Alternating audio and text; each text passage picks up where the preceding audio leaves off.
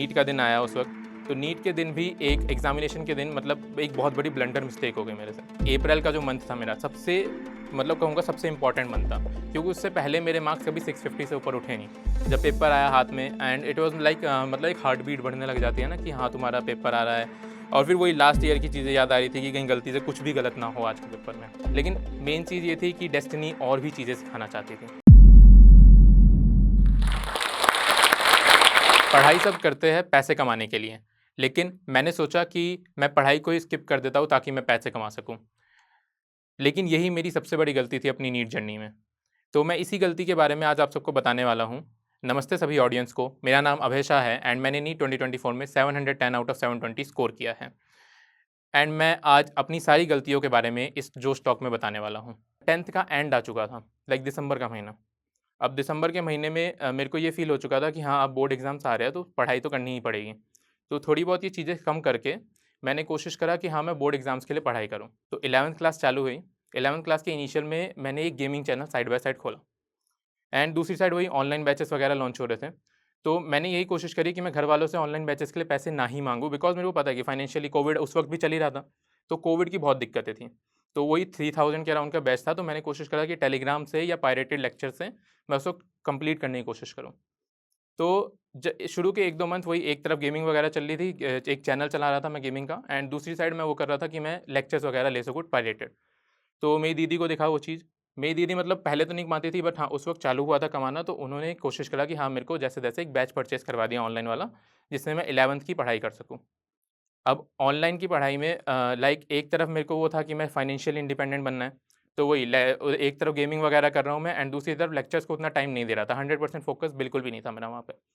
तो मेरा था कि मैं बस लेक्चर्स ले लेता था, उसके नोट्स बना लेता था एंड कोई डीपीपीज़ कुछ टेस्ट वगैरह कुछ नहीं दिया मैंने। तो मिड एग्ज़ाम्स आए 11th के। अब मिड एग्ज़ाम्स में क्या होता है, अक्सर बहुत ज़्यादा वो हो जाता है स्कूल के एग्ज़ाम्स का, जिसकी वजह से क्लासेस का बैकलॉग हो गया। दूसरी तरफ यूट्यूब का चैनल कुछ खास ग्रो नहीं हुआ था, बिकॉज़ मेरे पे उतने स्किल्स नहीं थे और ना ही उतने अच्छे रिसोर्सेज़, लैपटॉप वगैरह कुछ नहीं था जिससे मैं गेमिंग वगैरह ढंग से कर सकूँ। 11th के एंड में मैंने 2 मॉक टेस्ट दिए थे कि नीट के, क्योंकि मैंने शुरू से कोई टेस्ट नहीं दिया। तो उस मॉक टेस्ट में मेरे मार्क्स आए 300 के अराउंड। अब इन मार्क्स से मेरे को ये चीज़ फ़ील हुई कि हाँ, ना एक तरफ ना मेरा वो फाइनेंशियल इंडिपेंडेंस वाली चीज़ वर्क कर रही है एंड दूसरी तरफ ना ही मेरा नीट का कुछ वर्क कर रहा है। तो अब मेरे को समझ आ चुका था, या तो मैं दोनों में से कोई भी एक चीज़ कर सकता हूँ, या तो मैं गेमिंग कर लूँ या मैं पढ़ाई कर लूँ। तो उस वक़्त यही डिसीज़न लिया कि मैं पढ़ाई पे ध्यान देता हूँ। तो 12th क्लास चालू हुई। 12th क्लास में मैंने शुरू से कोशिश किया कि मैं अपने दीदी को बोला कि हाँ, मेरे को बैच चाहिए, बैच वगैरह ले लिया एंड शुरू से जैसा-जैसा टीचर्स ने पढ़ाया वो सारी चीज़ें मैंने करता गया। बट स्टिल कोई गाइड करने वाला नहीं था मेरे को ऐसा। लाइक दीदी ने नीट वगैरह नहीं निकाला था कभी, भाई भी बीटेक के अराउंड था, तो वो मतलब नीट का कोई था ही नहीं गाइड। तो मेरे को लगा कि 11th क्लास वीक है, मैं 12th के एंड में जाके कर लूँगा। लेकिन जो 11th क्लास का पार्ट था मैंने 12th के साथ-साथ नहीं करा। 12th में क्या होता था, स्कूल रेगुलर था मेरा, तो रोज़-रोज़ स्कूल जाना पड़ता था एंड साथ ही साथ उसमें स्कूल में इवेंट्स वगैरह में भी पार्टिसिपेट करना पड़ता था। तो मैंने बस वही करा कि मैं 12th को जैसे-तैसे स्ट्रॉन्गर बना लूँ। बोर्ड एग्ज़ाम्स आए, बोर्ड एग्ज़ाम्स में मेरे 96% आए एंड ऑफ कोर्स उसके बाद जेईई मेन्स भी दिया था मैंने, तो उसमें 97 परसेंटाइल के अराउंड बने। बट मैं बैक ऑफ द माइंड जानता था कि मेरी 11th बिल्कुल ही नहीं हुई है ढंग से।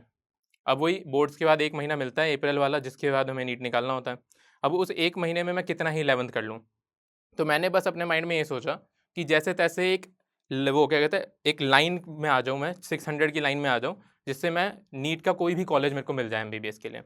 बट स्टिल किस्मत में नहीं था, तो वो कॉलेज मेरे को मिला नहीं। लाइक 539 मार्क्स आए मेरे नीट 2023 में एंड शुरू में तो बस वही थोड़ा-सा डिप्रेसिंग सा फ़ील हुआ ये चीज़ें।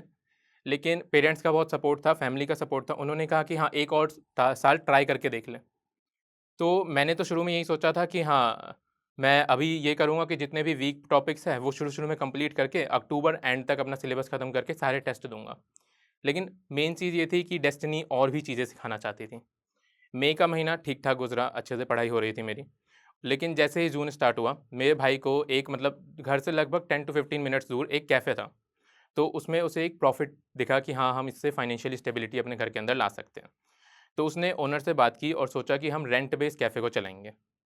अब इस चीज़ में उसका तो यही था कि हाँ, पॉज़िटिव माइंडसेट था कि हाँ, हम थोड़ा प्रॉफ़िट होगा, घर की चीज़ें सही होंगी।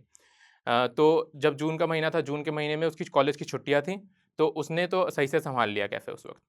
अब जुलाई का महीना आया, अब मेरे पे चीज़ें आ गई कि हाँ, मेरे को भी वो चीज़ें सँभालनी पड़ेगी, बिकॉज़ उसके कॉलेज स्टार्ट हो चुके थे।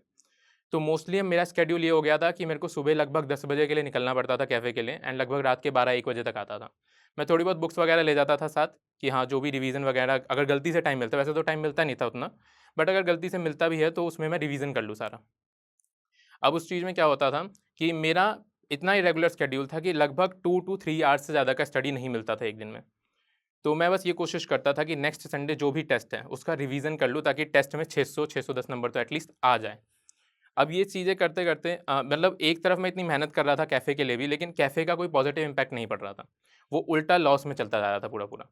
तो अब महीने 1-2 महीने बीते, मतलब और लॉस होता जा रहा था। मतलब थोड़ा-सा बियरेबल था, लेकिन जब नवंबर का महीना आया तो बहुत ही ज़्यादा लॉस हो गया और वो अनबियरेबल सा हो गया था फैमिली के लिए। तो इट वाज़ लाइक कि अब वो छोड़ना पड़ेगा। तो मुझे याद है कि उस दिन हमने कैफ़े को छोड़ के मतलब लौटे थे घर पे, तो मैंने एक डिसीज़न करा था कि हाँ, अब मैं सही से पढ़ूँगा पूरा नीट के लिए। तो नवंबर के मही एंड में ये चीज़ हुई थी। अब क्या था कि इतने महीने की एक इर्रेगुलर शेड्यूल के बाद मैं कैसे अपना एक रेगुलर शेड्यूल बना पाऊँ?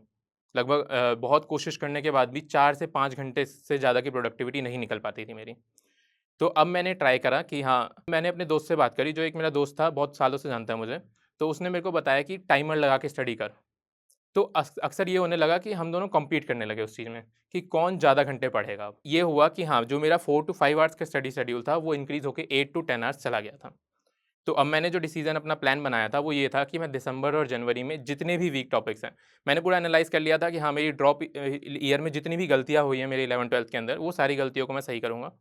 तो जितने भी वीक पॉइंट्स थे, लाइक मेरा 11th की बॉटनी खराब थी, बायोलॉजी में थोड़ी दिक्कत आती थी, 11th की फिज़िक्स भी थोड़ी दिक्कत आती थी, तो वो सारी चीज़ें मैंने दिसंबर एंड जैन के अंदर कंप्लीट कर ली। फ़रवरी में पूरा सिलेबस का एक रिवीजन करा एंड मार्च में मैंने सबसे पहला फुल टेस्ट दिया था। अब उस फुल टेस्ट में मैंने ये दिया, नीट 2023 का एग्ज़ामिनेशन दिया, क्योंकि मेरे को चेक करना था कि हाँ, 539 मार्क्स से मैंने कितना इम्प्रूव करा इस साल। तो मेरे मार्क्स बने 650। अब ये चीज़ देख के मेरे को लगा कि हाँ, थोड़ा मोटिवेशन आया कि हाँ, थोड़ा इम्प्रूव करा है, अब मैं और इम्प्रूव कर सकता हूँ। तो मार्च के एंड में ही हमारे फुल सिलेबस टेस्ट चालू हो गए। अब उस फुल सिलेबस टेस्ट में शुरू में मेरे मार्क्स आते थे 610, 620 एंड मतलब वो थोड़ा-सा डिमोटिवेटिंग होता था, बट स्टिल मैंने उसे बहुत ज़्यादा डिप्रेसिंग वे में नहीं लिया। मैंने हर दिन जो भी मेरी गलतियाँ होती थी, वो सारी गलतियाँ एक कॉपी में नोट करता था। जिस भी चैप्टर से वो गलतियाँ होती थी, वो सारे चैप्टर से रिवीज़न करता था, ताकि नेक्स्ट टेस्ट में एक भी उस चैप्टर से गलती ना हो मेरी। तो ऐसे करते-करते जब एंड ऑफ द अप्रैल आया, तो मेरे मार्क्स इंक्रीज़ होके 670, 680 हो चुके थे। तो अब मेरे को थोड़ा-सा लगने लगा था कि हाँ, चीज़ें सही हो रही हैं। मेरे जितने भी टेस्ट देता था ना मैं, लाइक 680, 695 आते थे जब, तो मोस्टली मेरा क्या होता था, 15 टू 20 मार्क्स की सिली मिस्टेक होती थी। लाइक मेरा एक्सपेक्टेड स्कोर होता था 700, 710, बट इट वाज़ लाइक कि मैं हमेशा 700 से नीचे गिर जाता था कुछ सिली मिस्टेक्स के कारण।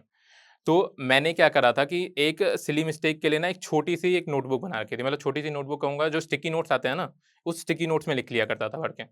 तो अब वो सारी सिली मिस्टेक्स का एक कितना-सा मेरे पे एक डायरी टाइप का बन गया था, जिसको मैंने चेक करा था कि हाँ, आखिरी में क्या मिस्टेक ना करूँ मैं। तो मैंने ये देखा कि जितनी भी, जैसे मेरी बायो में मिस्टेक होती थी सिली मिस्टेक में, कि नॉट को इग्नोर कर दिया, करेक्ट को इनकरेक्ट पढ़ लिया। तो मैंने अपने टीचर से बात करी थी एक बार कि हाँ, ये मिस्टेक हो रही है। उन्होंने एक चीज़ सजेस्ट करी कि पेन से जब करते हो ना, तो पेन से गोला लगा दो उसमें। क्वेश्चन रीड कर रहे हो, इनकरेक्ट बोला है गोला लगा दो, करेक्ट बोला है गोला लगा दो। तो इससे क्या होगा, तुम ये नहीं भूलोगे कि तुम्हारे से पूछा क्या है क्वेश्चन के अंदर। तो तुम्हारे वहाँ पे सिली मिस्टेक कम हो जाएगी। कैलकुलेशन में, फिज़िक्स में सिली मिस्टेक होती है अक्सर। तो उस सिली मिस्टेक को कम करने का एक मेजर तरीका है कि तुम वहाँ पे जो कैलकुलेशन है ना, ढंग से करो रफ में। ताकि जब तुम सेकंड टाइम टेस्ट चेक करो ना, तुम उस कैलकुलेशन को ओवरव्यू कर सको कि हाँ, यहाँ ये मिस्टेक हुई होगी, तो उसको चेंजेस कर लो। तो ऐसे ही करके, मतलब जितनी भी सिली मिस्टेक्स जो मेरे को सीखा था ना मैंने, वो सारी सिली मिस्टेक्स से सीख के मैंने उसको सही करा अपने नीट एग्ज़ामिनेशन के अंदर। पहले बहुत टाइप के डिस्ट्रैक्शन होते थे, मतलब जब भी कैफ़े वगैरह भी चल रहा है, तो हर चीज़ का डिस्ट्रैक्शन है, कभी कैफ़े की ही चीज़ों का डिस्ट्रैक्शन है, कभी फ़ोन में ज़्यादा घुस गए, तो वही उस वक़्त बहुत कम चीज़ें हो रही थी। लेकिन अब मेरा ये हो गया था कि हाँ, मेरा दोस्त था एक, मैंने उसे बोल दिया था कि हाँ, मैं अक्सर उसे अपना डेली टारगेट भेज देता था। हम दोनों एक-दूसरे को डेली टारगेट भेजा करते थे कि हाँ, ये डेली टारगेट है, अब देखते हैं कि हमारा आज ये कम कंप्लीट होता है, नहीं होता है। तो मैंने कभी भी ये टाइम बेस्ड शेड्यूल तो नहीं बनाया कि हाँ, इतने बजे उठना है, ये करना है। मेरा हमेशा शेड्यूल रहता था कि सुबह उठो और अब पढ़ाई लगे में लग जाओ। बाकी चीज़ों के लिए टाइम निकलता चला जाता है, हाँ, खाना खाना है, वो चीज़ें वो होती चली जाती हैं। एंड सब्जेक्ट वाइज़ स्ट्रैटेजीज़ में बात करूँ, तो मैंने फिज़िक्स में मोस्टली ये कोशिश करी थी कि जितने भी मेरे, मतलब 11th-12th में मैंने नोट्स बना रखे थे, ठीक है? इतना नहीं था कि मैं नोट्स नहीं बनाए थे। तो 11th-12th के जितने भी नोट्स थे, मैंने सारे के क्वेश्चन्स प्रैक्टिस करे अच्छे से। एंड उसमें से जो भी क्वेश्चन मेरे को लगता था कि हाँ, ये मेरे को कन्फ्यूज़िंग लग रहा है, हार्ड लग रहा है, उसको मैं सर्कल कर लिया करता था। अब जैसे ही उस चैप्टर का कोई टेस्ट आता था, मैं वो सर्कल वाले क्वेश्चन प्रैक्टिस करता था।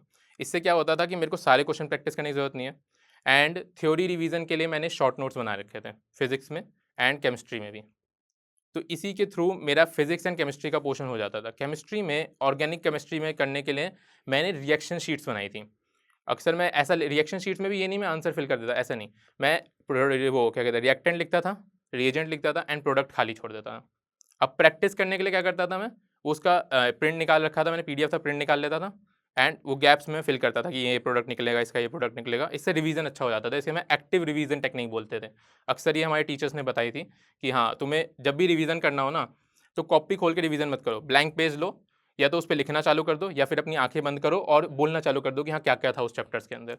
इससे तुम्हें याद आएगा, और अगर याद नहीं आ रहा है ना, तो फिर वो कॉपी खोल के देखो एंड फिर उसके बाद वो देखने के बाद फिर बंद करके बोलो अपने मन में कि हाँ, ये चीज़ें थी, ये पढ़ा है तुमने आज। तो इससे एक्टिव रिकॉल होता था ना, तो तुम्हें याद होती जाती थी सारी चीज़ें। एंड केमिस्ट्री में एनसीईआरटी वगैरह लाइक इनऑर्गेनिक के अंदर बहुत ज़रूरी है। मैंने इनऑर्गेनिक की एनसीईआरटी अच्छे से पढ़ी थी उस वक़्त, एंड ऑर्गेनिक की एनसीईआरटी भी ढंग से पढ़ी थी। बायोलॉजी मेरा सबसे वीक रहा था। जो नीट 2023 का एग्जामिनेशन था, वो बायोलॉजी की वजह से भी खड़ा हुआ था, क्योंकि मेरे 360 में से 210 मार्क्स बने थे बायोलॉजी के अंदर। तो बायोलॉजी इंप्रूव कैसे करा? मेरी बायोलॉजी की जो मेजर मिस्टेक थी ना, वो ये थी एनसीईआरटी को इग्नोर करना। तो उस मिस्टेक को कोई भी एस्पिरेंट मतलब कभी भी मत करना, क्योंकि एनसीईआरटी ही से ही पेपर आता है। 99% पेपर एनसीईआरटी से आएगा तुम्हारा। तो हमेशा ध्यान रखना कि बायोलॉजी की एनसीईआरटी को ढंग से पढ़ो। अब मेरा तरीका क्या होता था बायोलॉजी में, कि बायोलॉजी में पहले मैंने नोट्स बना लिए टीचर से पढ़ के, ठीक है? अब मैं एनसीईआरटी रीड, पहले मैं नोट्स याद कर लूँगा बढ़िया से। अब एनसीईआरटी रीड करने जा रहा हूँ ना, तो मैं देखूँगा कि कौन-सा पॉइंट ऐसा है जो मेरे नोट्स में नहीं है। अब कोई ऐसा पॉइंट मिलता था, मैं उसे एनसीईआरटी में हाइलाइट कर लेता था। और जब नेक्स्ट टाइम रिवीजन कर रहा हूँ, तो मैं पहले नोट्स रिवाइज करूँगा एंड एनसीईआरटी के हाइलाइटेड पॉइंट्स। इससे क्या होता था, मेरे नोट्स में जो भी एक्स्ट्रा पॉइंट होते थे एनसीईआरटी से हल्के बाहर के, वो भी याद हो जाएंगे। एंड एनसीईआरटी तो पूरी याद हो ही रही है, क्योंकि जितने पॉइंट्स एनसीईआरटी के पहले से नोट्स में वो तो याद हो गए, एंड जो नहीं थे उसको मैंने हाईलाइट करके याद कर लिया। तो और मैंने एनसीईआरटी में ज़्यादा क्वेश्चन प्रैक्टिस नहीं करी। उसमें मैंने ये कोशिश करा कि मैं ज़्यादा से ज़्यादा रिवीजन कर सकूँ एंड पीवाईक्यू सॉल्व करें। और फिर उसके बाद मैक्सिमम ना, मैंने हर संडे लगभग एक टेस्ट दिया होगा अपने पूरे ड्रॉप ईयर में, चाहे किसी भी इंस्टीट्यूट का हो। और अगर किसी संडे टेस्ट नहीं है किसी इंस्टीट्यूट का, तो मैं कोई भी पुराना पीडीएफ निकाल के सॉल्व कर देता था। बिकॉज इट्स लाइक ना कि मेरे को प्रैक्टिस करनी थी बहुत ज़्यादा उस वक्त। और आखिरी के महीने में बताओ, लाइक अप्रैल का जो मंथ था मेरा, सबसे मतलब कहूँगा सबसे इंपॉर्टेंट मंथ था, क्योंकि उससे पहले मेरे मार्क्स कभी 650 से ऊपर उठे नहीं। और उस मंथ में मैंने पूरा मतलब हर दिन एक-एक टेस्ट दिया, 2-2 टेस्ट दिए और कोशिश करा कि मैं हर दिन इम्प्रूव करूँ। 610 से 690, 695 तक इम्प्रूव करा मैंने। नीट से 1 दिन पहले, मतलब जो नीट का एग्ज़ामिनेशन था 5 मई, मैंने 4 मई को क्या करा कि मतलब मेरे को थोड़ा-सा वो लग रहा था कि मैं गलती से सारी चीज़ें भूल ना जाऊँ। तो उसी चक्कर में मैंने कोशिश करा कि जितने भी शॉर्ट नोट्स थे मेरे, जितने भी शॉर्ट रिवीज़न पेजेज़ थे मेरे, वो सारे मैंने रिवीज़न करे थोड़े बहुत हल्का-फुल्का, मतलब हर एक चीज़ को पलट के देख लिया। एंड नीट के एक रात पहले का एक्सपीरियंस यही था कि मतलब मैं याद कर रहा था वो चीज़ें, कि मतलब जैसे लास्ट ईयर का एग्जामिनेशन याद कर रहा था मैं, कि लास्ट ईयर के एग्जामिनेशन में मैंने नीट से एक रात पहले मतलब पूरी बायोलॉजी एकदम रगड़ के पढ़ी थी, ये करा था, वो करा था, फिर भी जाके नंबर नहीं आए थे। लेकिन इस बार मैं वो नहीं कर रहा था। इस बार मेरे माइंड में था कि हाँ, मेरे को एक प्रॉपर स्लीप लेनी पड़ेगी एग्जाम से पहले, और टीचर्स ने भी यही बोला हुआ था कि नीट से पहले प्रॉपर 8 आवर्स 6 आवर की स्लीप्स लेके जाना। तो मैंने वही करा। मैंने ज़्यादा सोचा नहीं उस वक्त। मैंने ये सोचा कि हाँ, कल का दिन बहुत बेहतरीन ढंग से करना है, एंड मैं अच्छे से सोया उस दिन। सुबह जब एग्ज़ामिनेशन के लिए जा रहा था, मेरे को पता है मेरी चीज़ें कंप्लीट नहीं हुई थी, कि जैसे मैंने जितने भी डाउट्स मार्क कर रखे थे ना अपने, जितने भी लास्ट के टेस्ट हुए थे, अब वो सारे डाउट मैंने रिव्यू करने थे। तो मैंने सोचा था सुबह सुबह कर लूँगा रिव्यू, लेकिन थोड़ा सा लेट उठा मैं।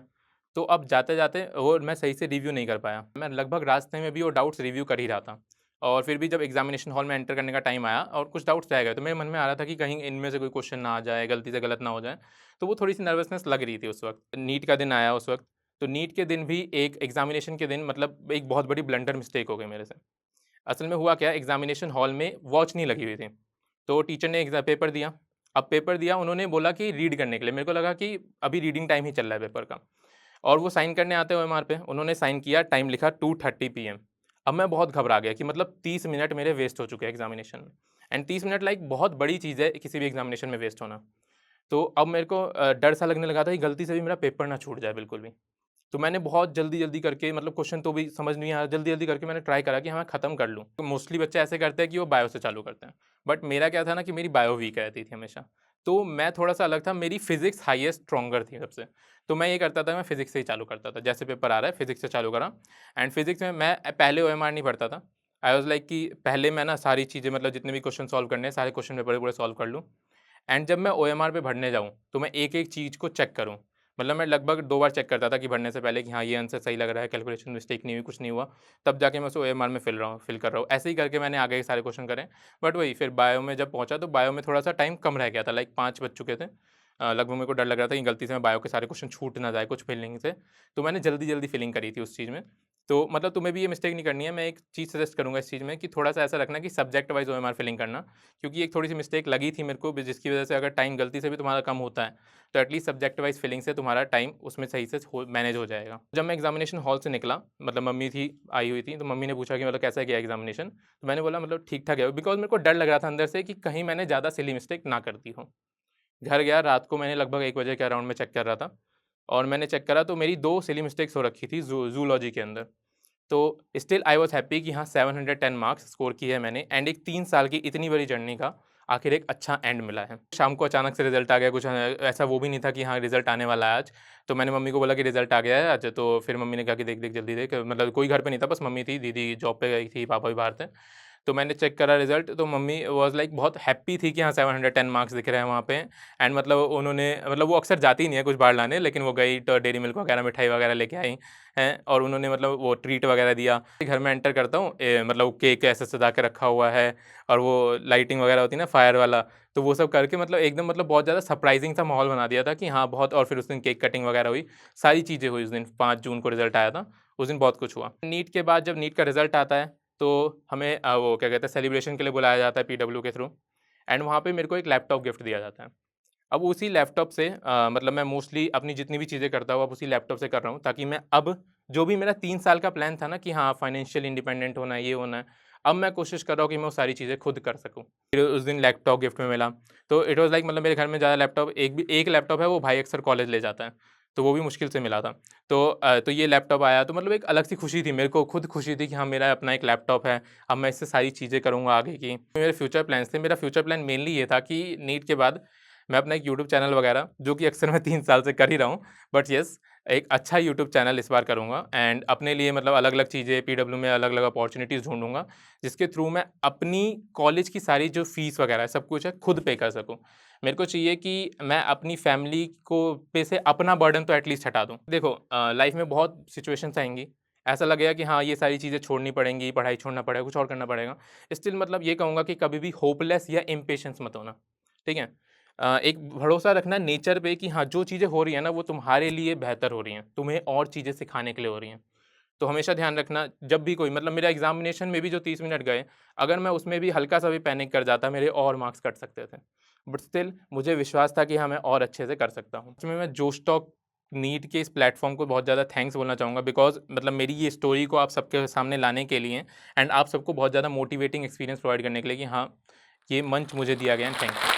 हेलो एस्पिरेंट्स, हम में से बहुतों का सपना है नीट एग्जाम क्लियर करके देश के टॉप मोस्ट मेडिकल कॉलेज में एडमिशन लेना और डॉक्टर बनना। लेकिन ये जर्नी बहुत मुश्किल है और हो सकता है कि हमारे मन में ये 2 क्वेश्चंस हैं। तो पहला सवाल कि हम कोचिंग कहाँ से लें, और दूसरा सवाल कि अगर हम किसी कोचिंग में एडमिशन लें तो हमारी फीस पर हमारी कुछ बचत हो पाए। और इसलिए बहुत नीट एस्पिरेंट्स ने जोश से रिक्वेस्ट किया कि क्या जोश टॉक्स एस्पिरेंट्स को हेल्प कर सकता है उनकी इस जर्नी में। तो एक कोचिंग और मान गई है, मोशन क्लासेस। वैसे ये नाम तो आपने पहले सुना ही होगा, क्योंकि एनवी सर को किसी इंट्रोडक्शन की जरूरत है ही नहीं। तो मोशन क्लासेस अब हमें कांटेक्ट करेंगी और हमारे क्वेश्चंस को आंसर करने में हेल्प करेंगी। हम घर बैठे मोशन से अपने सारे डाउट्स पूछ सकते हैं, और हाँ, हम यहाँ एडमिशन भी ले सकते हैं। ये बहुत वैल्यूएबल हेल्प होगी उन सारे ही एस्पिरेंट्स के लिए जिन्हें काफी डाउट है कि कौन से कोर्स में एडमिशंस लेकर मेरी नीट की जर्नी को आसान बनाया जा सके। तो अगर आप नीट के लिए कोचिंग लेने में इंटरेस्टेड हैं, तो नीचे एक फॉर्म दिया गया है जहां हम अपना नाम और नंबर शेयर कर सकते हैं, और जोश टॉक्स आपका कॉन्टैक्ट नंबर इंस्टीट्यूट के साथ शेयर करेगा। तो कोचिंग अब आपको खुद कांटेक्ट करेंगी, और जोश टॉक्स ये भी कोशिश करेगा कि दूसरे इंस्टीट्यूट्स भी हमें रीच आउट करें और अपने कोर्सेज की सारी डिटेल्स और एडमिशन लेने पर कुछ डिस्काउंट हमें दे पाएं। तो अब जोश के स्टूडेंट्स घर बैठे फोन पर गाइडेंस और इंफॉर्मेशन ले सकते हैं और एडमिशन भी। Best of luck to all aspirants. जोश हमेशा हमारे साथ खड़ा है। जय हिंद।